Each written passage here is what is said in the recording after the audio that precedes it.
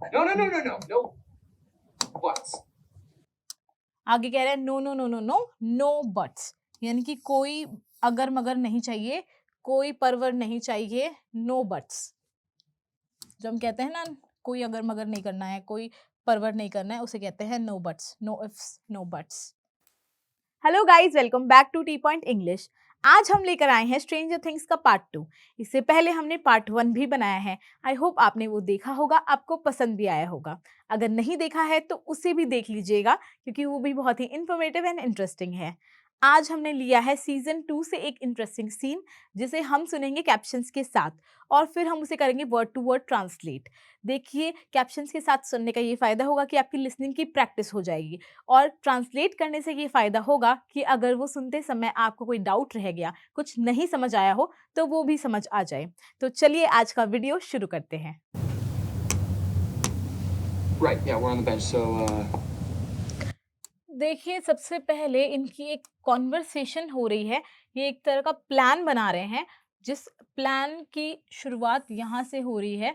सबसे पहले स्टीव कह रहा है, राइट या we are on the bench so. Right यानी कि सही है, हाँ सही है। वी आर हम हैं, ऑन यानी पर, द बेंच यानी बेंच पे, जो बैठने वाली बेंच होती है उसे बेंच कह रहे हैं, सो तो। पर देखिए, यहाँ पे एक्चुअली बेंच पे बैठने से मतलब नहीं है। आपने अगर कोई स्पोर्ट्स देखे होंगे, कई तरह के स्पोर्ट्स ऐसे होते हैं जिसके अंदर कुछ होते हैं ऐसे प्लेयर्स जो स्टार्टिंग टीम में होते हैं, जो फील्ड पे उतर के गेम खेल रहे होते हैं, और कुछ होते हैं बेंच पे जिन्हें बैकअप के लिए रखा जाता है, जिन्हें रखा जाता है कि अगर मेन टीम में कोई प्रॉब्लम हो गई तो उन्हें टीम में शामिल करके फील्ड पे उतारा जाएगा। तो ये यहाँ पे कह रहा है कि we are on the bench, मतलब कि इनके लिए स्टार्टिंग टीम कोई और है और ये अभी बेंच पे है, नहीं कि इन्हें नहीं खेलना है, इन्हें कोई एक्शन नहीं लेना है, ये कहना चाह रहा है। so, there's nothing we can do. आगे ये कह रहा है, so there is nothing we can do. There is नहीं है, नथिंग कुछ भी, वी हम, कैन यानी कर सकते, सकते, और डू यानी कर। तो कह रहा है कि क्योंकि हम भाई बेंच पे नहीं हैं, हम इन एक्शन नहीं हैं, तो ऐसा कुछ भी नहीं है जो हम कर सकें। There is nothing that we can do, ऐसा कुछ नहीं है जो हम कर पाए इस सिचुएशन में। That's not entirely true. तो अब डस्टिन इसे करेक्ट करते हुए कह रहा है that's not entirely true. That is यह है, नॉट यानी नहीं है, एंटायरली यानी पूरी तरह से, ट्रू यानी कि सच। तो ये कह रहा है कि ये बात पूरी तरह से सच नहीं है कि हम कुछ भी नहीं कर सकते हैं। That is not entirely true. I mean, these demodogs, they have a hive mind. आगे कह रहा है, I mean these demo dogs they have a hive mind. तो कह रहा है आई मीन, मेरा मतलब है, दीज यानी ये, डेमो डॉग्स। देखिए, डेमो डॉग्स इस सीरीज में एक तरह की इमेजिनरी क्रीचर्स हैं, जिन्हें उन जानवरों को कहा गया है डेमो डॉग्स। दे हैव, उनके पास है, एक हाइव माइंड। देखिए, हाइव माइंड क्या होता है? हाइव माइंड मतलब कुछ क्रीचर्स ऐसे होते हैं जिनका माइंड, मतलब उनके शरीर तो कई सारे होते हैं पर माइंड उनका एक ही होता है, मतलब एक ही कंट्रोलिंग माइंड होता है। वो सब एक साथ ही चलते हैं, जैसे कि बीज है, एंड्स है। तो उन्हें, उनका जो दिमाग है वो हाइव माइंड होता है, मतलब कि अगर एक बी पे तुम अटैक करोगे, सब तुम पे वापस आके अटैक करेंगी। एक बी को कुछ खाने के लिए मिलेगा या एक चींटी को कुछ खाने के लिए मिलेगा, तो सब उस तरफ दौड़ पड़ेंगी।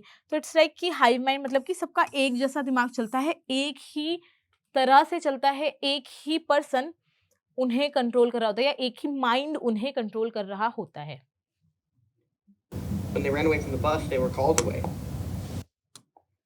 आगे कह रहा है, when they rain away from the bus they were called away. When, जब, दे रेन अवे, जब, दे यानी वो, रेन अवे यानी कि भाग गए, फ्रॉम से, द बस यानी बस से, जब वो बस से भाग गए, दे वर कॉल्ड अवे, वो बुला लिए गए थे, कॉल्ड अवे यानी कि बुलाना, दूर बुलाना, वापस बुलाने को हम कहते हैं कॉल्ड अवे। ये एक फ्रेजल वर्ब है जिसका मतलब होता है वापस बुलाना या फिर बुला लेना, उसे कहते हैं कॉल्ड अवे। तो ये कह रहा है कि जब भाई ये कोई पुराना इंसिडेंट याद करते हुए कह रहा है कि जब वो भागे भी थे बस से, तब भी वो भागे नहीं थे, उन्हें बुलाया गया था वापस से। यानी कोई तो था जो उन्हें कंट्रोल कर रहा था और कह रहा था वापस आ जाओ, तो वो वापस आ गए। So if we get their attention. आगे कह रहा है so if we get their attention.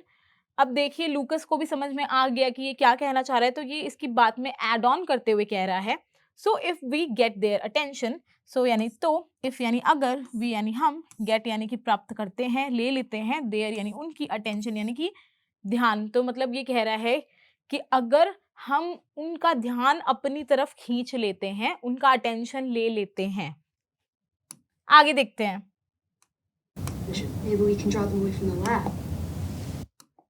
तो आगे मैक्स भी कंट्रीब्यूट करते हुए कह रही है कॉन्वर्सेशन में, maybe we can draw them away from the lab. Maybe यानी कि शायद, वी हम कर सकते हैं, कैन, ड्रॉ यानी कि खींचना, खींच के लाना, them away, draw them away का मतलब उन्हें खींच के लाना, फ्रॉम से, द लैब यानी कि लैब से, जो कोई तरह की यहाँ पे लैब है, साइंस लैब, उस लैब की बात हो रही है। तो ये कह रही है कि शायद अगर हम उनका अटेंशन अपनी तरफ खींच ले तो हम उन्हें यहाँ तक ला सकते हैं खींच के, we can draw them away. आगे देखते हैं। And clear a path to the gate. तो आगे विल कह रहा, सॉरी, माइक कह रहा है and clear a path to the gate. And और क्लियर यानी कि साफ कर सकते हैं, बना सकते हैं, अ पाथ एक रास्ता, टू द गेट यानी गेट के लिए।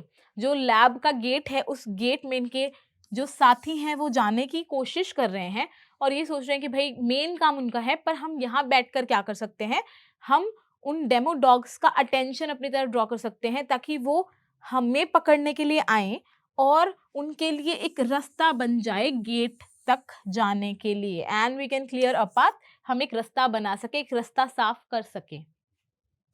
आगे देखते हैं। Yeah, and then we all die. अब देखिए स्टीव क्योंकि इन सब में सबसे बड़ा है और अभी इन सब बच्चों को सेफ रखने की रिस्पॉन्सिबिलिटी उसी पे है, तो इसीलिए वो कह रहा है या and then we all die, या हाँ एंड और देन फिर वी ऑल हम सब डाई यानी कि मर जाएंगे। तो कह रहा है कि हाँ ये सब हम कर लेते हैं, उन्हें अपनी तरफ बुला लेते हैं, फिर हम सब मर जाएंगे क्योंकि भाई तुम इतना रिस्क। आगे देखते हैं। And that's one point of view. आगे डस्टिन कह रहा है well that's one point of view. Well यानी कि हाँ या देखो, ठीक है, दैट इज यह है, वन पॉइंट ऑफ व्यू, एक पॉइंट ऑफ व्यू का मतलब होता है देखने का नजरिया, पॉइंट व्यू का यानी देखने का एक पॉइंट है, एक नजरिया है यह भी।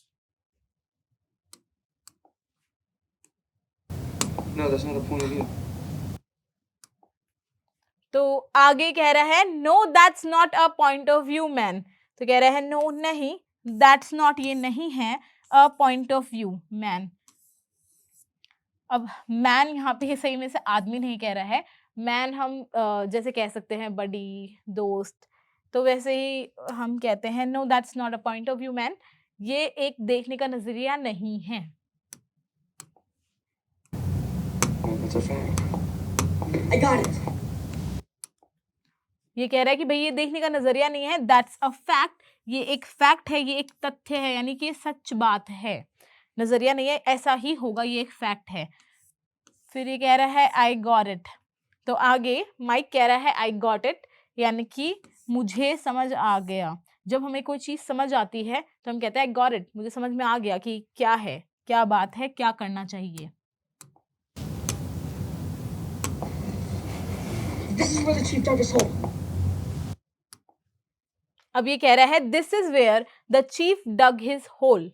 दिस इज यह है, वेयर वो जगह जहां चीफ डग यानी कि ये देखिए ये डिग की सेकेंड फॉर्म है, जिसका मतलब होता है खोदना, हिज होल यानी कि गड्ढा, यानी कि उसने अपने लिए अपना एक गड्ढा खोदा था कोई काम के लिए। तो कह रहे हैं ये वो जगह है जहां पे चीफ ने गड्ढा खोदा था।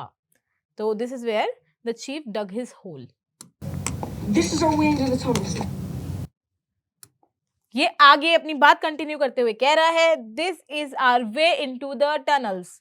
दिस इज यह है, आर यानी हमारा, वे यानी रास्ता, इनटू यानी कि अंदर, द टनल्स यानी सुरंगों के अंदर ये हमारा रास्ता है, क्योंकि यहाँ पे ऑलरेडी चीफ ने गड्ढा खोदा हुआ है, तो यहाँ से हम टनल्स के अंदर जा सकते हैं। Here, right here. This is like a hub. आगे कह रहा है here, right here, this is like a hub.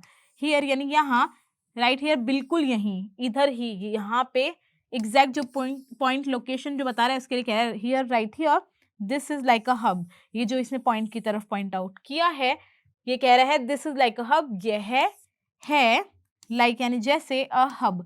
Hub मतलब होता है किसी चीज का मुख्य स्थान, केंद्र किसी चीज का होता है उसे कहते हैं हब। तो कह रहा है कि ये एक मुख्य स्थान या एक केंद्र की तरह है जो जिस लोकेशन को ये पॉइंट करके बता रहा है। आगे देखते हैं।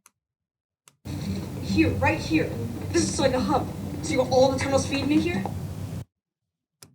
आगे कह रहा है see all the tunnels feed into here. See यानी कि देख रहे हो, ऑल द टनल सारी की सारी सुरंगें, फीड इनटू, देखिए फीड इनटू होता है एक फ्रेजल वर्ब जिसका मतलब होता है कि जब कोई कई सारी चीजें एक जगह के मिलती हैं, कनेक्ट होती है, उसे कहते हैं फीड इनटू हियर यानी कि यहाँ। तो ये कह रहा है कि देख रहे हो कि सारी की सारी सुरंगें यहाँ आकर मिल रही है। देखिए फीड इनटू की तरह ही फीड पे कई सारी फ्रेजल वर्ब्स हैं, जैसे कि एक है feed up on, sorry feed on. Feed on का मतलब होता है कि किसी चीज से संतुष्टि लेना, एनर्जी लेना, ताकत लेना को हम कहते हैं फीड ऑन। फॉर एग्जाम्पल अगर हम देखें तो हम कह सकते हैं sharks feed on the smaller fishes, यानी कि शार्क्स उन छोटी मछलियों से ही भाई अपनी एनर्जी लेती है, उन्हें ही खा के अपनी एनर्जी लेती है। या हम कह सकते हैं some people feed on negativity and gossip, यानी कि कुछ लोग जो होते हैं उन्हें ड्रामा और गॉसिप और नेगेटिविटी से ही अच्छा लगता है, वो उसी से संतुष्ट होते हैं। इसका मतलब है फीड ऑन। एक होता है फीड ऑफ। फीड ऑफ का मतलब होता है किसी का फायदा उठाना। तो हम कह सकते हैं scammers feed off people's fear, यानी कि स्कैमर्स जो होते हैं वो लोगों के डर का फायदा उठाते हैं। और हम कह सकते हैं gossip magazines feed of celebrities lives, यानी कि जो गॉसिप मैगजीन्स वाले होते हैं वो सेलिब्रिटीज की जो लाइफ होती है, जो उनके पर्सनल लाइफ होती है, उन्हीं से फायदा उठाते हैं। एक होती है फीड अप। फीड अप का मतलब होता है किसी को बहुत अच्छी तरह से खिलाना पिलाना ताकि उसमें एनर्जी आ जाए। फॉर एग्जाम्पल अगर हम देखें, दे फीड अप देयर सिक सन, वो अपने बीमार बच्चे को अच्छी तरह से खिलाते पिलाते हैं ताकि उसमें अच्छे से एनर्जी आ जाए। एक होता है फीड बैक, ये आपने सुना होगा कई बार। फीडबैक का मतलब होता है किसी तरह की प्रतिक्रिया, रिस्पॉन्स देना। तो आप कह सकते हैं please share your feedback on the presentation, इस प्रेजेंटेशन पे अपनी फीडबैक, अपनी प्रतिक्रिया देना। आगे बढ़ते हैं। Maybe if we set this on fire.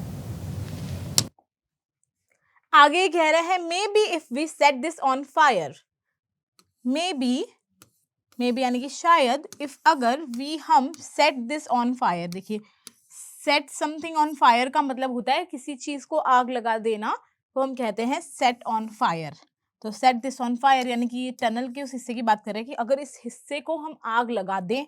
तो स्टीव कह रहे हैं नो, नहीं, मतलब वो मना कर रहे हैं कि नहीं, ऐसा कुछ नहीं करना। No, yeah, that's enough. आगे कह रहा है ओ या, नो या, दैट्स अ नो, नहीं ये बिल्कुल ना है, यानी कि दैट्स अ नो, ये मेरी तरफ से ना है, मैं नहीं तुम्हें इस चीज की परमिशन दूंगा। Mind Flayer would call away his army. They'd all come to stop us. फिर ये कह रहे हैं the mind flayer would call away his army, they'd all come to stop us। तो कह रहा है द माइंड फ्लेयर। देखिए माइंड फ्लेयर भी इसमें एक क्रीचर है, एक फिक्शनल कैरेक्टर है। माइंड फ्लेयर का वैसे मतलब होता है ऐसा कोई पर्सन जो कि दिमाग से ही दूसरे लोगों को, दूसरे क्रीचर्स को, जीवों को कंट्रोल कर सके, उसे कहेंगे माइंड फ्लेयर। वुड कॉल, ये देखिए यहाँ पे वुड इसलिए लगाया है क्योंकि ये फ्यूचर की पॉसिबिलिटी बता रहे हैं, इसीलिए ये कह रहे हैं वुड कॉल अवे, यानी कि बुला लेगा हिज आर्मी।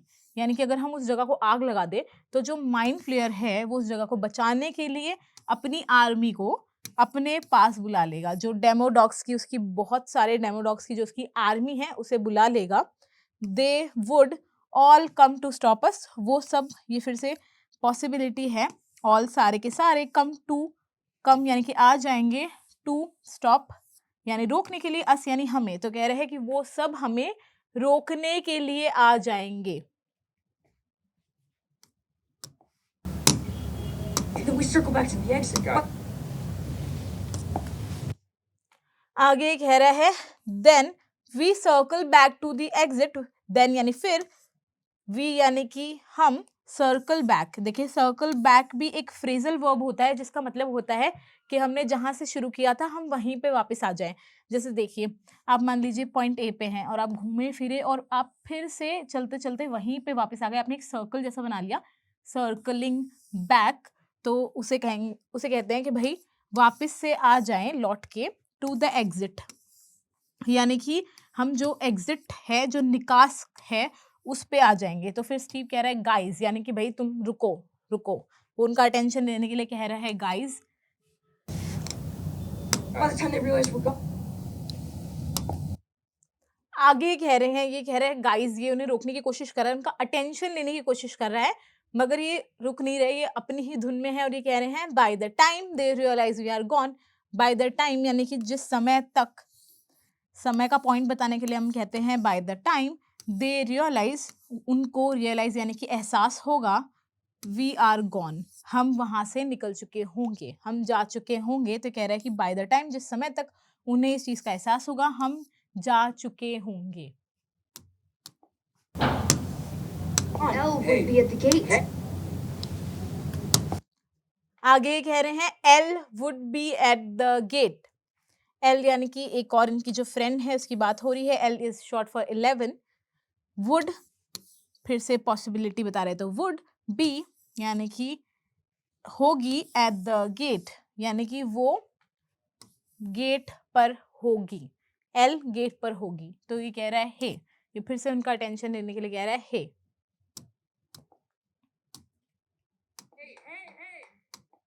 आगे कह रहा है क्योंकि ये बिल्कुल ही नहीं सुन रहे, प्लान पे प्लान बनाए जा रहे, तो कह रहे हैं हे हे हे, सुनो सुनो सुनो भाई मेरी बात। It's not happening. आगे कह रहा है this is not happening, this is not happening, इसका मतलब होता है ये नहीं होने वाला। दिस ये है, इज नॉट हैपनिंग यानी कि होने वाला, ये नहीं होने वाला। तो ये कह रहे हैं बट, ये इसकी बात पे कह रहे हैं बट, तो ये कह रहा है नो, नहीं, यानी कि स्ट्रिक्टली मना करते हुए कह रहा है नहीं। No, no, no, no, no, no. Buts. आगे कह रहे हैं no no no no no no buts, यानी कि कोई अगर मगर नहीं चाहिए, कोई परवर नहीं चाहिए, नो बट्स। जब हम कहते हैं ना कोई अगर मगर नहीं करना है, कोई परवर नहीं करना है, उसे कहते हैं no buts, no ifs no buts. I promise to keep you shithead safe, and that's exactly what I plan on doing. आगे कह रहा है I promise I keep you shit head safe and that's exactly what I plan on doing. I promise यानी कि मैंने वादा किया है, आई कीप मैं रखूंगा, यू तुम, शिट हेड्स, देखिए शिट हेड्स भी एक तरह का स्लैंग है जो हम कैजुअली बोल देते हैं अपने दोस्तों को या जानकारी में इस तरह से बोल देते हैं, शिट हेड्स। तो हम कह सकते हैं बेवकूफों या नालायकों या बदमाश हो, कुछ भी कह सकते हैं। इसका हम कोई भी मीनिंग ले सकते हैं।